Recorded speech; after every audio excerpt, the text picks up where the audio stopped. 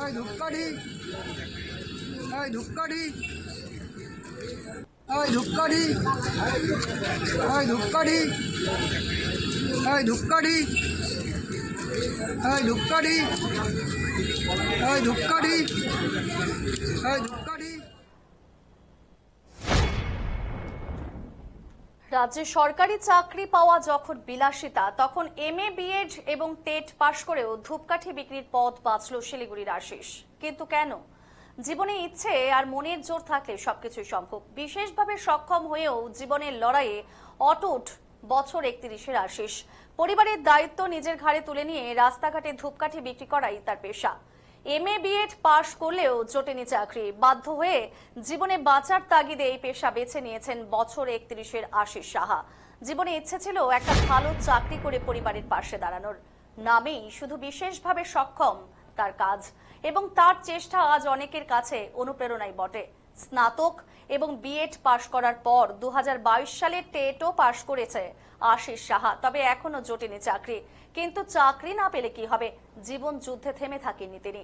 পরিবারে বাবা, মা ও 2 ভাইয়ের দায়িত্ব নিজের ঘাড়ে নিয়ে পেটের দায়ে আজ জায়গায় জায়গায় ধূপকাঠি বিক্রি করছে আশিস। আমবাড়ি, নকশালবাড়ি, মাটিগাড়া, শিলিগুড়ি কোর্টমোড়, শিলিগুড়ি জাংশন সহ বিভিন্ন জায়গায় ঘুরে ঘুরে ধূপকাঠি বিক্রি করে কোনো মতে নিজের দিন যাপন করছে। বিশেষভাবে সক্ষম শুধু নামে, তার কর্মকাণ্ড যেন সকলের মনে দাগ কেটে যায়।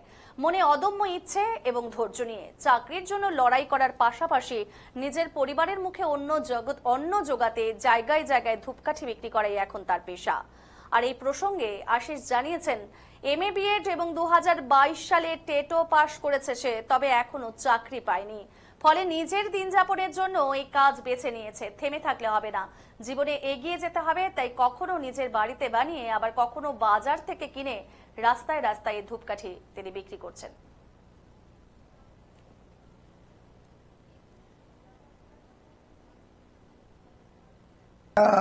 আমার নাম আশিস সাহা। আপনি কি করেন, মূলত কি কাজ করেন? কাজ আপাতত ধূপকাঠি বিক্রি করি। পড়াশোনা কত দূর এবং আপনার কি কোয়ালিফিকেশন রয়েছে? পড়াশুনো এমএ কমপ্লিট, হিস্ট্রি আরবিউ থেকে, আর টেট পাস 2022। এত হাই কোয়ালিফিকেশন থাকার পরেও ধূপকাঠি বিক্রি কেন? না, দেখুন, এখন এখন কি করা যাবে? অ্যাকচুয়ালি তো আমাদের দেশে তথা বাংলায় চাকরি বাকরির এত সংকট, তার জন্য বাধ্য হয়ে কিছু তো এখন করতে হবে, কারণ বসে থেকে কোনো লাভ নেই। তাই এই কাজটাই। কোথাও চাকরির জন্য আবেদন হ্যাঁ, চাকরির জন্য বিভিন্ন আবেদন তো করছি, এই যেমন টেট পাস করছি, আর এসএসসি তো চেষ্টা করবো কি, এসএসসি তো হচ্ছেই না। এসএসসি হওয়ার পরে তো দেখা যাবে, অন্য অন্য এক্সামগুলোও দেই বা দেওয়ার চেষ্টা করি। তো এই যে ধূপকাঠি বিক্রি করে কতটা সংসার চলে বা কতটা অসুবিধা হয়? না, এই সংসার চলার মতো তো ওই মানে চলতে হচ্ছে আর কি। সামান্য কিছুই আয় হয়, তাতে গাড়ি ভাড়া, খাওয়া দাওয়া, তেমন কিছু ওই আর কি, সামান্য যা হয় হাত খরচা থেকে যায় আর কি। তাতে চলে, কারণ এত তো দাম বাড়ছে সমস্ত জিনিসের। হ্যাঁ, সমস্ত জিনিসের এত দাম, তাতে চলা খুব সংকট, কারণ জিনিসপত্রের এত দাম, প্রতি প্রতিকূলতার মধ্য দিয়ে চলতে হয় আর কি। শারীরিক প্রতিকূলতা তো রয়েছে। হুম। কত বছর ধরে এর সাথে যুক্ত? তো আমার এমনিতে এই ব্যবসা মোটামুটি 2-3 বছর ধরেই চলছে এই ব্যবসা। আর আপনার শারীরিক আমার প্রতিবন্ধকতা এটা জন্ম থেকেই। হ্যাঁ, এখানে দাঁড়িয়ে লড়াইটা কতটা কঠিন? আর লড়াইটা সংগ্রাম করে চলতে হবে, জীবনে সংগ্রাম করতে হবে। আর ওই বিভিন্ন এক্সামের জন্য চেষ্টা করতে হবে। আসলে যুব সমাজকে এগিয়ে আসতে হবে। বর্তমান সমাজ যদি এগিয়ে না আসে, তাহলে এর থেকে এই পরিস্থিতি থেকে দেশের মানুষ তথা বাংলার মানুষ বেরোতে পারবে না বলেই আমার মনে হয়। সেখানে দাঁড়িয়ে বাকি মানুষদের জন্য কি বলবেন? এই সমস্যা, আপনি নিজে এতটা সমস্যায় জড়িত, তারপরেও বাইরে বেরিয়ে আসছে, কাজ করছে, সেখানে দাঁড়িয়ে কখনো কারোর কাছে সহযোগিতা চেয়েছেন সরকার বা কারোর কাছে? আপনার যেখানে থাকেন সেখানে পঞ্চায়েত প্রধান বা কারোর কাছে?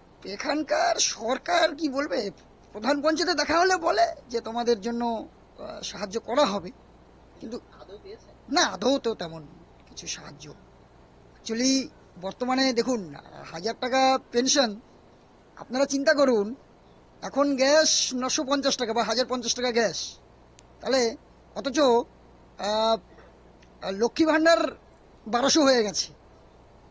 সমস্যাটা এই জায়গাটায়, আপনারা বিবেচনা করুন বিষয়টা, এই আর কি। তো আবেদন করেছিলেন কোথাও সাহায্যের জন্য, চাকরির জন্য? হ্যাঁ, চাকরির জন্যই আবেদন করি, চাকরির জন্য বিভিন্ন ধরুন। কোথাও থেকে এখনো না, এখন কোনো কল আসেনি। এই জিনিসগুলো সরকারি মহলগুলো তো জানিয়েছে যে এখনো হ্যাঁ, পর্যন্ত কোনো- হ্যাঁ, সরকারি মলগুলো জানি, এমনকি আমরা আমাদের দৃষ্টিটা আমরা একটা সংগঠনের সঙ্গে যুক্ত আছি, তার অ্যাসিস্ট্যান্ট সেক্রেটারি আমি আর কি, ওই অ্যাসোসিয়েশন ফর ভিজুয়ালি হ্যান্ডিক্যাপ এর অ্যাসিস্ট্যান্ট সেক্রেটারি আমি। আপনার নাম? আমার নাম আশিস সাহা। আপনি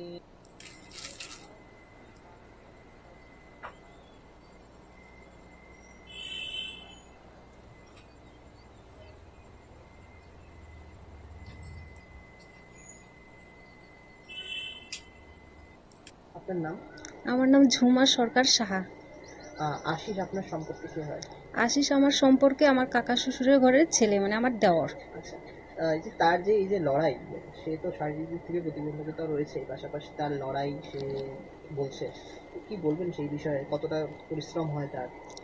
ওর অনেক পরিশ্রম করে, ও মানে এত অবধি পড়াশোনা করে, এত খরচা করে ওর মা বাবা পড়াশোনা করছে, এত গরিব ঘরের ছেলে, কিন্তু চাকরি পাচ্ছে না। ও চাকরি ইন্টারভিউ দিচ্ছে প্রায়, আমি যখন 6 বছর আগের থেকে, প্রায় ওর 7 বছর হয়ে গেছে ইন্টারভিউ, মানে এক্সাম দিচ্ছে আর পাসও করছে, কিন্তু সিলেক্ট হচ্ছে না, পাচ্ছে না। আর এখন মানে কি করবে, এখন অসহায় হয়ে এখন ধূপকাঠির ব্যবসা করছে, কারোর উপরে ও নির্ভর হয়ে থাকে না। ও ভাবলো যে আমি না নিজে থেকে কাজ করি, তাও আমার হাত খরচাটা বেরোবে, আমার মা বাবা গরিব, ওনার তাও তো ওদের সাহায্য হবে, তাই।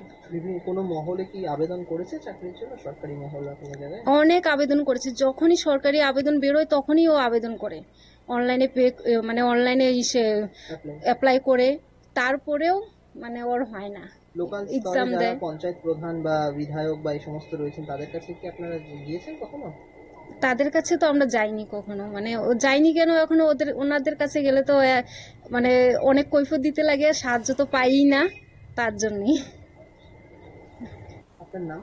আমার নাম ঝুমা সরকার সাহা। এই রাজ্যে যখন সরকারি চাকরি পাওয়া শুধুই বিলাসিতা, সে সময় শিলিগুড়ির যুবক আশিস, সে শারীরিক প্রতিকূলতাকে জয় করেও টেট পাশ করে। সে টেট পাশ করা সত্ত্বেও মেলেনি কোনো সরকারি চাকরি, বিক্রি করতে হচ্ছে ধূপকাঠি। সে সেই প্রতিকূলতা, অর্থাৎ শারীরিক প্রতিকূলতা থাকা সত্ত্বেও সে নিজে স্বাবলম্বী হওয়ার জন্য সে শহরে বাজারে বাজারে ঘুরে ঘুরে বিক্রি করছে ধূপকাঠি, এবং টেট পাশ করা সেই ছেলেটি। আসুন শুনি তার গল্প, কি বলছেন তিনি। এই রাজ্যে যখন সরকারি এই ধূপকাঠি, এই ধূপকাঠি, এই ধূপকাঠি, এই ধূপকাঠি, এই ধূপকাঠি, এই ধূপকাঠি, এই ধূপকাঠি, এই ধূপকাঠি, এই ধূপকাঠি, এই ধূপকাঠি। আরে এই বদি, চট করে কাজ করে, একটা ঠান্ডা নিয়ে এসো। প্লাস স্পাইট নিয়ে এসো। লিপিকা বা মুকুল সব একটু নিয়ে এসো, আমি দিচ্ছি। লিপিকা জল দেওয়া।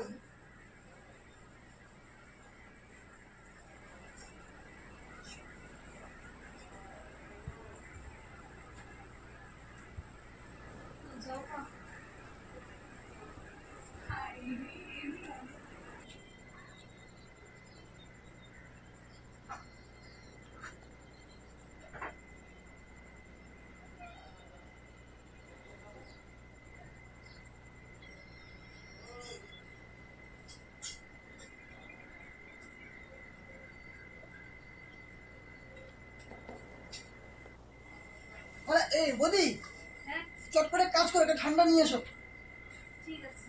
প্লাস স্পাইট নিয়ে এসো। লিপিকা বা মুকুল সব একটু নিয়ে এসো, আমি দিচ্ছি।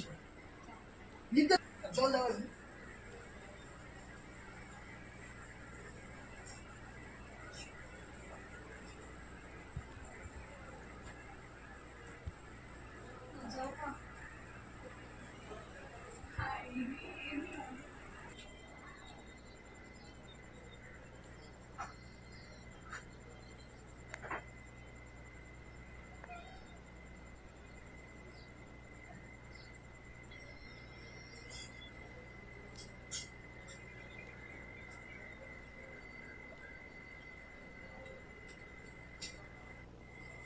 আরে এই বদি, চট করে কাজ করে একটা ঠান্ডা নিয়ে এসো। প্লাস স্প্রাইট নিয়ে এসো। লিপিকা বা মুকুল সব একটু নিয়ে এসো, আমি দিচ্ছি। লিপিকা জল দেওয়া